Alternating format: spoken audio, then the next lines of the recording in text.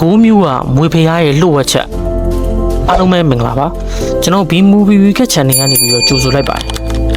မြန်မာနိုင်ငံရဲ့ရှေးဟောင်းမျိုးတော်တစ်ခုဖြစ်တဲ့ပဲခူးမြို့မှာကဘာလက်ခီးတယ်တွေရောပြည်တွင်းကလူတွေကိုပါအောင်တုံလှုပ်ရတဲ့နေရာတစ်ခုရှိပါတယ်အဲ့ဒီနေရာကတော့မွေဖရားလို့လူသိများတဲ့ကျောင်းတိုက်ကြီးပါပဲ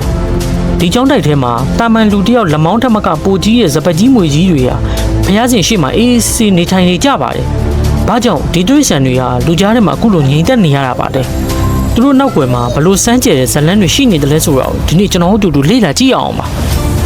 ဒီမွေဖရားရဲ့တမိုင်းကျောင်းဟာလွန်ခဲ့တဲ့နှစ်ပေါင်းများစွာကတည်းကစတင်ခဲ့ရပါ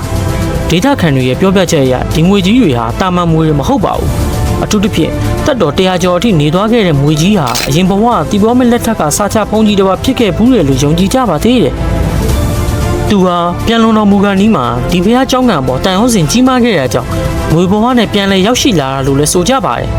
ဒါဒဏ္ဍာရီတစ်ခုလို့ထင်ရပါမယ်အံ့ဩဖို့ကောင်းတာဒီမွေကြီးတွေဟာသားစင်းငါးစင်းလုံးဝမစားပါဘူးနို့ကျဲဦးနဲ့တက်တက်လွတ်အစားအစာတွေကိုသာစားသုံးပြီးဖျားဝတ်ပြုချိန်တွေမှာညီသက်စွာနားထောင်နေတတ်တာပါဒီကျောင်းတိုက်ကိုရောက်လာတဲ့သူတွေဟာမွေကြီးကိုကြောက်လန့်တကြားထွက်ပြေးတာမျိုးလုံးဝမရှိခဲ့ပါဘူးပြန်လာအပြင်မွေကြီးရဲ့ကိုယ်ပေါ်ကိုပတ်စံတွေတင်ပြီးကံကောင်းမှုဆူတောင်းတတ်ကြပါသေးတယ်လူအများစုလက်ခံထားကြတာတော့ဒီမွေကြီးဟာလူစကားနားလဲတယ်ဆိုတာပါပဲဘုန်းကြီးတွေကမွေကြီးကိုရေချိုးရအောင်လို့ခေါ်ရင်သူကရေကန်ထဲကိုအေးဆေးစွာဆင်းသွားတတ်တယ်လို့ဘုရားရှင်မော်တတ်တော်ဆိုရင်လည်းတတ်သွားတတ်ပါသေးတယ်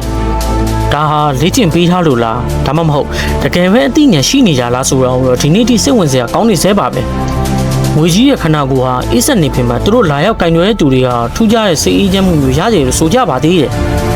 ယနေ့ခေတ်မှာတော့မူလမွေကြီးဟာပြန်တော်မူသွားပြီဖြစ်ပေမဲ့သူ့ရဲ့မျိုးဆက်တွေလိုယူဆရတဲ့မွေကြီးတွေဟာဒီကျောင်းတိုက်မှာဆက်လက်ရှိနေသေးပါပဲ